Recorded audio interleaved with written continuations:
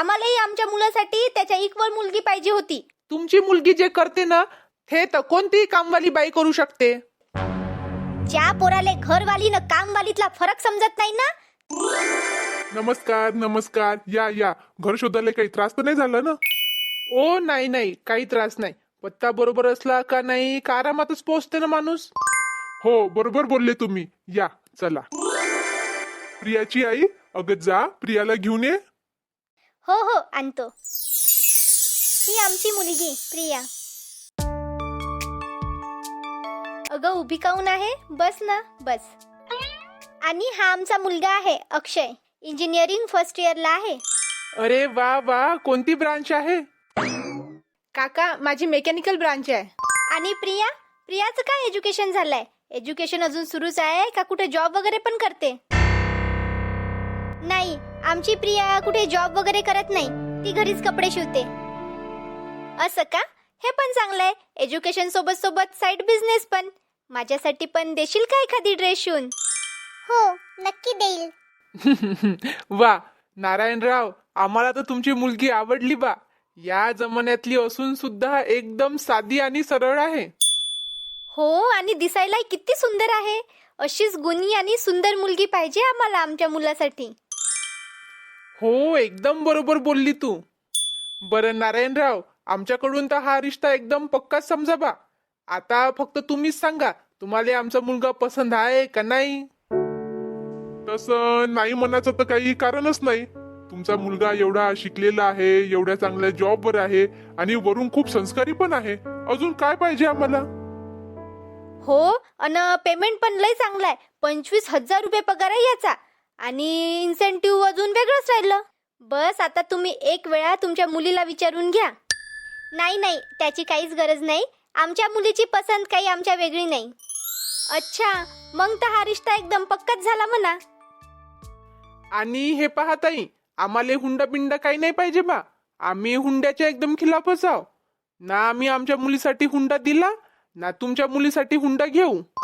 अरे आम्ही आमच्या मुलाला चांगलं शिकवलं, घडवलं आणि तुम्ही तुमच्या मुलीला चांगलं शिकवलं न, दोघांले इतक्या लायक बनवलं का ते आपलं जीवन चांगलं निभवू शकणार. मग हा हुंड्याचा आधार कायले? दोघाही मुलांनी चांगलं कमवायचं, कष्ट करायचं अन आपलं सुख आपणच शोधायचं. आपल्याला अजून काय पाहिजे, नाही का हो ताई? हो ताई. बरं तुमच्या मुलीनं केलं का कुठे ट्राय परमनंट जॉब साठी? काही असं तर सांगा मला. माझ्या आहे काही ओळख्या, बघतो कुठे बोलून. तसं तुमच्या मुलीचं कशात ग्रॅज्युएशन झालं? ते काय ना, माझी मुलगी जास्त शिकलेली नाहीये. म्हणजे ते माझ्या प्रियाचं ना कशात ग्रॅज्युएशन नाही झालंय. पण ना ही घर खूप छान सांभाळते. घरचे सर्व कामं करते, आल्या गेल्याचं, मोठ्याचा मान सन्मान एकदम सारं बरोबर करते. तुम्हाला हिच्याकडून काहीचीच तक्रार राहणार नाही. ते सर्व ठीक आहे, पण मग कुठपर्यंत शिकली आहे तुमची पोरगी? 11वी पास. काय? हो, पण याच्यात हिचा काहीच दोष नाही आहे. हा, ही तर अभ्यासात लय हुशार होती. 10वीतही 75% होते हिला.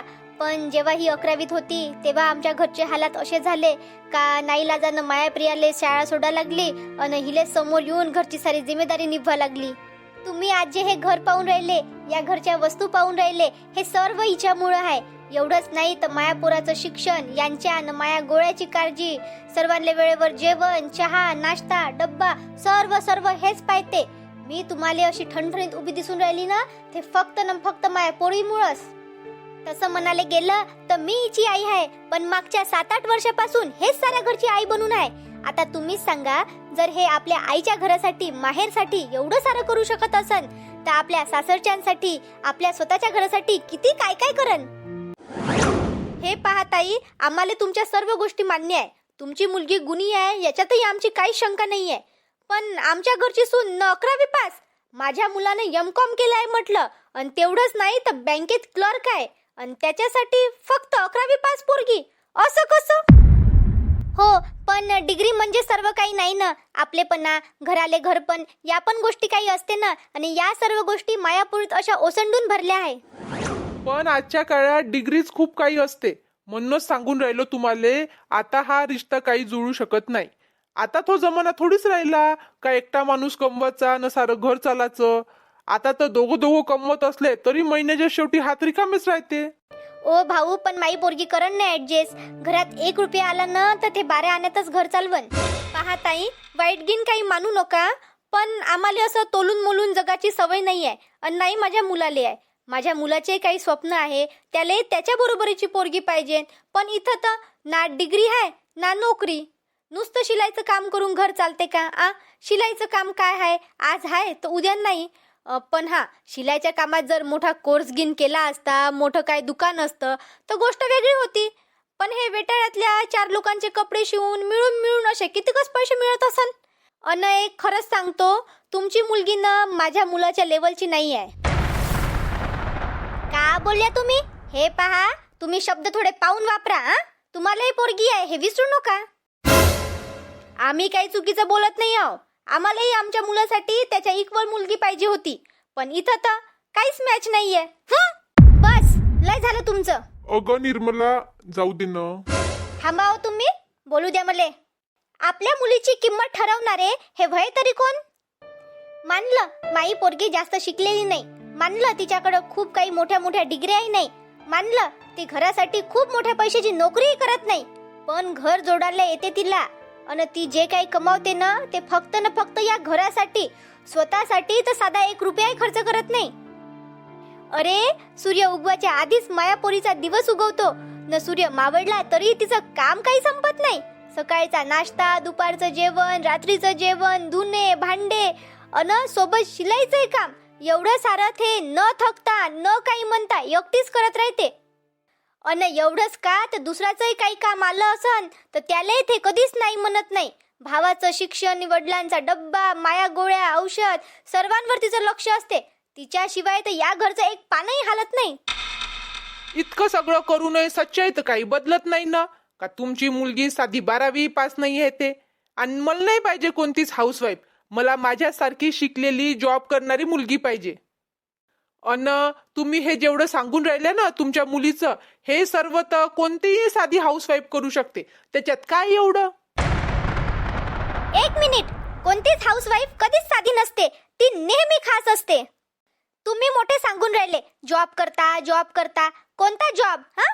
जिथं फक्त 8 तास काम करायला लागते तो जॉब. पण हाऊसवाईफ तर न थकता न काही म्हणता वर्षाचे 365 दिवस काम करत असते. अन तुमचा तर महिन्याच्या पहिल्याच तारखेला तुमचा पगार अकाउंट मध्ये जमा होतो. पण हाऊसवाईफ, तिचं तर ना कोणत्या बँकेचं अकाउंट असते ना तिला कोणता पगार मिळतो. कारण ती जे काही करते, ज्यांच्यासाठी करते, त्यांच्याकडून ती काहीच अपेक्षा ठेवत नाही. हाऊसवाईफ सकाळी रजिस्टरवर सही नाही करत, पण त्याच्या कित्येक पट ती घरात काम करते. तुम्हाला घरात सर्व वेळेवर, सर्व हातातल्या हातात भेटते ना, म्हणून तर तुम्ही टायमावर जॉबला जाता. नाहीतर एक दिवस जर हाऊसवाईफनं आपलं काम थांबवलं ना तर तुम्ही सारे जागच्या जागी थांबून राहाल. हो, पण तरी क्वालिफिकेशनचं काय मग? माझ्या मुलीचं सर्वात मोठं क्वालिफिकेशन हे आहे का तिनं तिच्या बिमार आईसाठी आपलं शिक्षण सोडलं. स्वतःला महत्व न देता घराला न घराच्या लोकांना महत्व दिलं. स्वतःपेक्षा जास्त ती घरासाठी जगते. आज या घरात सर्वांच्या चेहऱ्यावर जी खुशी दिसते ना ती फक्त ना फक्त माझ्या मुलीमुळे. माझं हे म्हणणं नाहीये का मुलींनी शिकावंच नाही. मुलींनी तर चांगलं शिकावं, मोठं व्हावं, चांगल्या नोकरीवर लागावं. पण जर त्या किती कमवते याच्यावरून जर त्यांचं लग्न ठरत असेल तर हा एक प्रकारचा हुंडाच आहे ना. खरं सांगू का काकू, तुम्ही ना लयच जास्त तारीफ करून राहिल्या तुमच्या मुलीची. तुमची मुलगी जे करते ना ते तर कोणतीही कामवाली बाई करू शकते. काय म्हणलं? कामवाली बाई? तू ना माया पोरीची तुलना एका कामवाली बाई सोबत केली? अरे, कामवाली तर तेवढंच काम करन ना जेवढं तू तिला पैसे देशील. कामवाली आपलं म्हणून कधी जास्तीचं एक कामही करत नाही. पण घरवाली तर घरासाठी जगते. स्वतःच्या इच्छा, आकांक्षा दूर करून ती फक्त ना फक्त घरांच्या लोकांचा विचार करते. ज्या पोराले घरवाली न कामवालीतला फरक समजत नाही ना त्या पोरासोबत मलाच मायापोरीचं लग्न करायचं नाही. अरे, तुम्ही का रिजेक्ट करणार मायापोरीले? मीच तुमच्या पोराले रिजेक्ट करते. चालते वा इथून.